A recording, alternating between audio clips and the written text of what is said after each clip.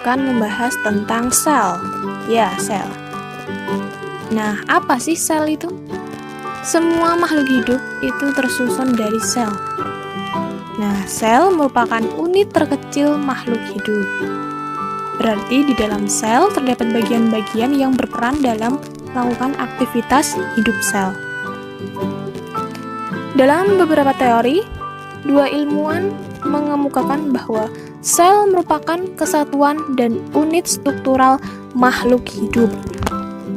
Nah, maksud dari struktural itu tubuh makhluk hidup tersusun dari sel-sel sehingga sel disebut unit struktural makhluk hidup. Komponen kimiawi penyusun sel. Nah, semuanya kegiatan kehidupan sel merupakan kegiatan dari reaksi kimia yang berlangsung di dalam sel. Senyawa kimia penyusun sel itu disebut plasma. Senyawa kimia dalam sel itu dapat dibagi menjadi dua kelompok utama, yaitu senyawa organik dan anorganik. Komponen penyusun sel organik dalam protoplasma berupa karbohidrat, protein, lemak, dan asam nukleat. Sedangkan komponen anorganik berupa air dan garam, gas-gas seperti oksigen, nitrogen, CO2, dan amonia. Struktur dan fungsi organel sel. Berdasarkan strukturnya, sel dibedakan menjadi dua bagian, yaitu sel prokariotik dan sel eukariotik. Nah, apa sih bedanya ya?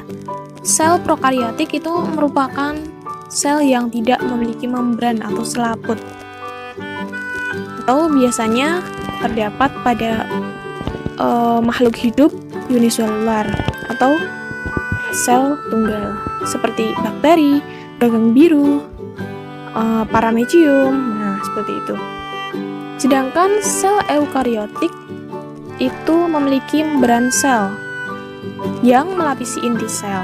Sel ini terdapat pada sel hewan dan tumbuhan. Nah, sel itu terdiri dari tiga bagian utama, yaitu membran sel, sitoplasma. Oke, sekarang kita bahas satu persatu.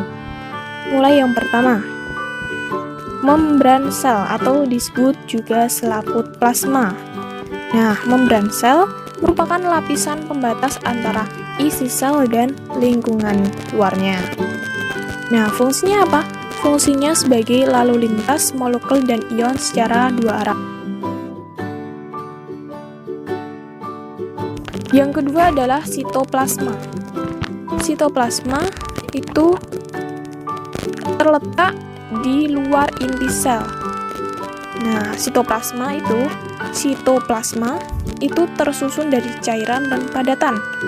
Cairan itu disebut sitosol yang bersifat koloid karena adanya protein dan RNA. Sedangkan padatan sitoplasma itu adalah organel-organel. Sitoplasma berfungsi sebagai tempat berlangsungnya reaksi biokimia terapungnya beberapa organel sel. Yang ketiga adalah organel sel. Nah, organel sel ini ada beberapa macam. Ada nukleus, RE, lisosom, medan Golgi, mitokondria, dan lain-lain. Nah, mari kita bahas satu persatu ya. Yang pertama, nukleus atau inti sel. Nukleus ini terdiri dari selaput inti, cairan inti, dan anak inti.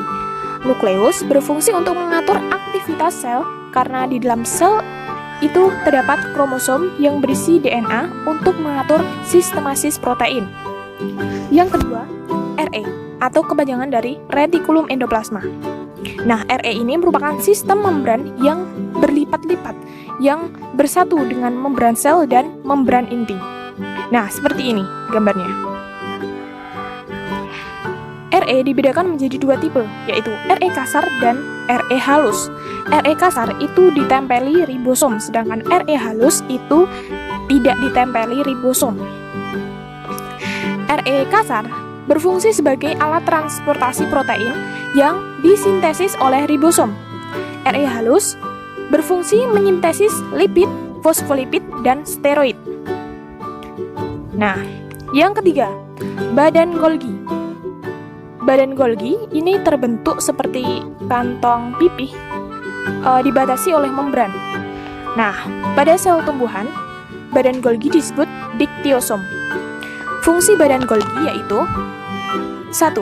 Membentuk membran sel dan dinding sel tumbuhan. 2. Membentuk vesikula atau kantong pada sel-sel kelenjar untuk sekresi. Yang ketiga, membentuk akrosom pada spermatozoa, kuning telur pada sel telur, dan lisosom. Yang keempat, tempat pembentukan zat-zat sekresi dan menyekresikan keluar sel. Nomor 4, mitokondria. Nah, mitokondria ini terdapat pada sel eukariotik. Fungsinya sebagai tempat berlangsungnya respirasi aerob sel. Yang kelima, lisosom. Lisosom ini dibentuk oleh badan Golgi. Fungsinya yaitu 1. Melakukan pencernaan intrasel. 2. Autolisis adalah penghancur diri sel. Yang ketiga, autofagi untuk menyingkirkan struktur-struktur asing. Yang keempat, eksotisosis adalah pembebasan enzim keluar sel. Nomor 6, badan mikro. Nah, sebelumnya kita sudah membahas badan Golgi ya. Bedanya apa sih teman-teman ya? Badan Golgi dengan badan mikro. Badan mikro itu ada dua, yaitu proksisom dan glioksisom. Proksisom itu mengandung enzim katalase yang berfungsi menguraikan hidrogen proksida atau H2O2 menjadi oksigen dan air. Sedangkan glioksisom hanya terdapat di tumbuhan.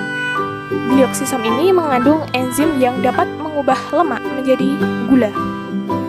Yang ketujuh adalah plastida. Plastida hanya dimiliki oleh sel tumbuhan. Terdiri dari kloroplas, kromoplas, dan leukoplas. Yang kedelapan, vakuola. Nah, vakuola ini juga hanya terdapat pada sel tumbuhan saja. Tapi dalam sel hewan itu terdapat vakuola tapi ukurannya sangat kecil.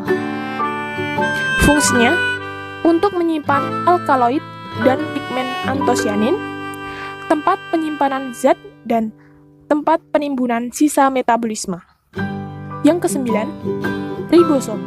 Ribosom terdapat pada sitoplasma secara bebas dan terikat pada RE atau retikulum endoplasma. Ribosom berfungsi dalam sintesis protein.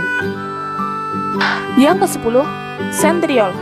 Sentriol hanya dimiliki oleh sel hewan. Sentriol yang memiliki jumlah sepasang disebut sentrosom. Ketika sel membelah, sentriol bereplikasi dan menghasilkan benang-benang spiden untuk melekatnya kromosom. Yang ke-11, sitoskeleton atau rangka sel. Berfungsi membantu gerakan substansi dari satu bagian sel ke sel lain dan membentuk dan memberi kekuatan mekanik sel.